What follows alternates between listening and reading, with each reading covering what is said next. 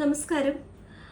മതവിശ്വാസം ദൈവവിശ്വാസം രണ്ടും നമ്മൾ കേട്ടിട്ടുണ്ട്. പക്ഷെ ഏതാ നമുക്ക് കൂടുതൽ ഫെമിലിയർ? ദൈവവിശ്വാസമാണോ? അല്ല. നമ്മൾ കേട്ടിരിക്കുന്ന സബ്ജക്റ്റ് ഫുള്ള് മതവിശ്വാസത്തെ കുറിച്ചാണ് അല്ലേ? എന്താണ് മതവിശ്വാസം, എന്താണ് ദൈവവിശ്വാസം? ഇന്നത്തെ സബ്ജക്റ്റ് ഇതാണ്. ഞാൻ സോജി. എൻ്റെ ചാനലിലേക്ക് എല്ലാവർക്കും സ്വാഗതം.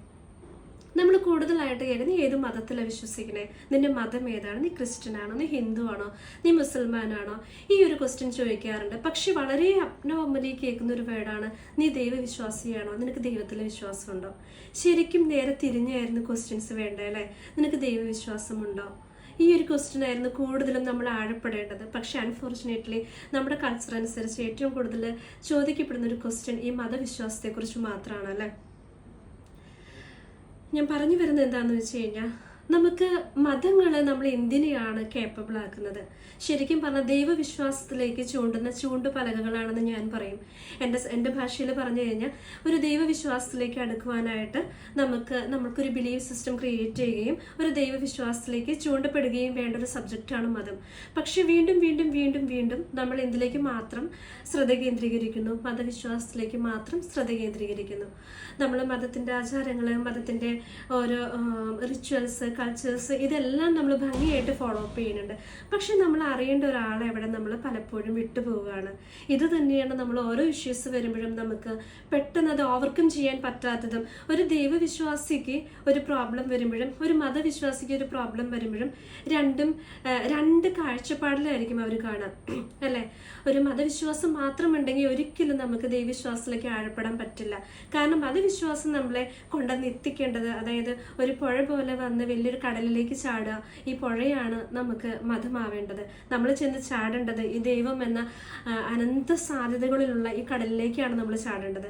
പക്ഷെ ഈ ചാടപ്പെടാതെ ഈ പുഴയിൽ മാത്രം നിൽക്കുന്ന കുറച്ച് പേരെയാണ് നമ്മൾ എന്ത് പറയാ, മതവിശ്വാസത്തിൽ മാത്രം ഒതുങ്ങി അതിൻ്റെ ആചാരങ്ങളിൽ, അതിൻ്റെ റിച്വൽസിലെല്ലാം ഒതുങ്ങി ജീവിക്കുന്ന ഒരു വിഭാഗമാണ് ഈ മതവിശ്വാസികൾ. നിങ്ങൾ എപ്പോഴെങ്കിലും ഈ പ്രൈവറ്റ് ബസ്സിലൊക്കെ യാത്ര ഉണ്ടാവണം അല്ലേ? നമ്മുടെ ചെറുപ്പത്തിലോ വലുതായപ്പോഴോ എപ്പോഴെങ്കിലുമൊക്കെ നമ്മൾ പ്രൈവറ്റ് ബസ്സുകളിൽ അല്ലെങ്കിൽ ഇതുപോലെ ബസ്സുകളിൽ, കോമൺ ബസ്സുകളിൽ നമ്മൾ യാത്ര ചെയ്തിട്ടുണ്ടാവും അല്ലേ? നമ്മൾ ചിലപ്പോൾ 1, 2, 3 വർഷങ്ങളായിട്ട് സ്ഥിരം ഒരേ ബസ്സിൽ ഒരേ ടൈമിൽ സഞ്ചരിക്കുന്നവരുമാകാം.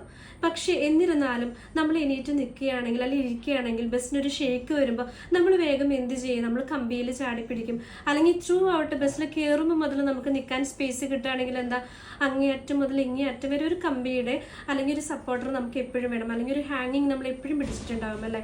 പക്ഷെ നിങ്ങൾ എപ്പോഴെങ്കിലും ശ്രദ്ധിച്ചിട്ടുണ്ടോ, ഈ കണ്ടക്ടർ എപ്പോഴും എങ്ങനെയാണ്, ഈ കമ്പിയിൽ പിടിച്ചിട്ടാണോ നിൽക്കുക? അല്ല. കണ്ടക്ടർ വളരെ ഫ്രീ ആയിട്ടൊരു ബസ്സിൽ നിന്ന് ഇടപഴകുന്നത് നമുക്ക് കാണാൻ പറ്റും അല്ലേ? അദ്ദേഹത്തിന് ഒരു താങ്ങ് വേണ്ട, അദ്ദേഹത്തിന് ഒരു ഹാങ്ങിങ്ങിൽ കയ്യിൽ വെക്കണ്ട, അദ്ദേഹം ഒരു കമ്പിയിൽ പിടിച്ച് നിൽക്കേണ്ട ആവശ്യമില്ല. അദ്ദേഹം ത്രൂ ഔട്ട് ഇങ്ങനെ കിളി എന്ന് പറയുന്ന പോലെ തന്നെ പറന്നുകൊണ്ടിരിക്കുക ബസ്സിൽ കൂടെ. പക്ഷെ നമുക്ക് എന്താണ്, ചെറിയൊരു ഷേക്ക് വരുമ്പോഴേക്കും നമ്മൾ ആടും ഒലയും, കമ്പി വേണം, കമ്പിയുടെ സപ്പോർട്ട് ഇല്ലെങ്കിൽ നമ്മൾ മരിച്ചു പോകും അല്ലേ? ഇത് തന്നെയാണ് ഞാൻ പറഞ്ഞ മതവിശ്വാസവും ദൈവവിശ്വാസവും നമ്മളുടെ ഡിഫറൻസ്. ഒരു മതവിശ്വാസിക്ക് എപ്പോഴും മതത്തിൻ്റെ ഒരു സപ്പോർട്ട് നമുക്ക് കിട്ടിയേ പറ്റൂ. പക്ഷെ ഒരു ദൈവവിശ്വാസിക്ക് അവനൊരു താങ്ങോ അല്ലെങ്കിൽ അവനൊരു കമ്പിയോ പിടിക്കാനില്ലെങ്കിലും ഈ ആടി ഉലയുമ്പോഴും അവൻ ബാലൻസ്ഡ് ആയിരിക്കും.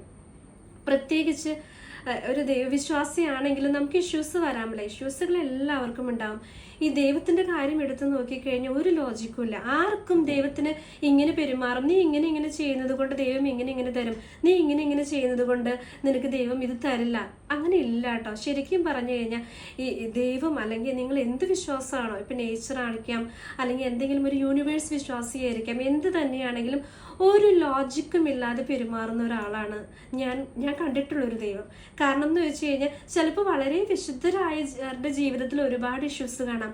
ഒരു നല്ല ബഹളവും ഒച്ചപ്പാടും അല്ലെങ്കിൽ മോറൽ വാല്യൂ ഇല്ലാത്ത കുറേ പേരിൽ നല്ല കാര്യങ്ങളും കാണാം.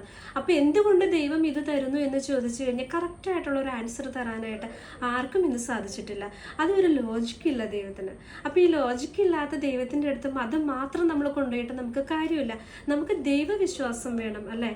ഈ പല പ്രശ്നങ്ങളും ഉണ്ടാകുമ്പോൾ ചിലപ്പോൾ മതത്തിൻ്റെ ഒരു സപ്പോർട്ടോ, ഒരു മതത്തിൽ ചെന്നിട്ട് ഒരു മതപണ്ഡിതനോടോ അല്ലെങ്കിൽ പുരോഹിതനോടോ അല്ലെങ്കിൽ വേറൊരു പൂജാരിയോടോ നമുക്ക് ഡിസ്കഷൻ ചെയ്യാൻ പറ്റാത്ത ഒരുപാട് പ്രശ്നങ്ങൾ നമുക്കുണ്ടല്ലേ? അതിൻ്റെ സപ്പോർട്ട് നമുക്ക് കിട്ടിയെന്നും വരില്ല. പക്ഷെ നമുക്കിതിന് സപ്പോർട്ട് തരുന്നത്, നമുക്കൊരു ഇന്നർ പീസ് തരുന്ന ഒരാളാണ് ദൈവം എന്ന് പറയുന്ന ഒരാൾ.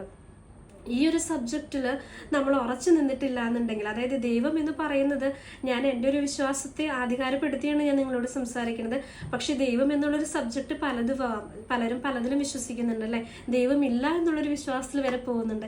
പക്ഷെ എന്ത് തന്നെയാണെങ്കിലും അതൊരു ബിലീഫ് സിസ്റ്റമാണ്. അവർ ചെറുപ്പം മുതലോ അല്ലെങ്കിൽ ഇടക്കാലം കൊണ്ടോ അവരുടെ കയറിയൊരു ബിലീഫ് സിസ്റ്റമാണ് ഈ ഒരു സിസ്റ്റം. അപ്പോൾ നമ്മൾ അതിൽ ആഴപ്പെടുക എന്നുള്ളതിലാണ് ഞാൻ പറഞ്ഞു വരുന്നത്. അതായത് നമ്മൾ ദൈവത്തിൽ വിശ്വസിക്കുന്നുണ്ടെങ്കിൽ മതവിശ്വാസി മാത്രമാകാതെ, ഒരു സൺഡേ മാത്രം കുർബാന കാണുന്ന ആളോ അല്ലെങ്കിൽ ഒരു പള്ളിയിലെ കാര്യങ്ങൾ കൃത്യമായിട്ട് ചെയ്യുന്ന ആളോ ഡെയിലി അമ്പലത്തിൽ പോകുന്ന ആളോ, ഇതൊക്കെ നല്ലതാണ്. പക്ഷെ ഇതെല്ലാം ലീഡ് ചെയ്യപ്പെടേണ്ട ഒരു വശമുണ്ട്, അത് ദൈവത്തിലേക്കാണ്. അപ്പം നമ്മുടെ വിശ്വാസം എവിടെയാണ് നിൽക്കുന്നത്? ഞാനൊരു മതവിശ്വാസി മാത്രമാണോ അതോ ഞാനൊരു ദൈവവിശ്വാസിയും കൂടിയാണോ എന്നുള്ളത് നമ്മൾ നോക്കേണ്ടിയിരിക്കുന്നു, നമ്മളോട് തന്നെ ചോദിക്കേണ്ടിയിരിക്കുന്നു. ഓരോ ഇഷ്യൂസ് വരുമ്പോൾ നമുക്ക് ഓടിച്ചെന്ന് പറയാനൊരു സ്ഥലം എന്നുള്ളതിലുപരി എന്നിൽ തന്നെ വസിക്കുന്ന ദൈവത്തിൻ്റെ അടുത്ത് സംസാരിക്കാൻ ഞാൻ കേപ്പബിൾ ആയിരിക്കണം.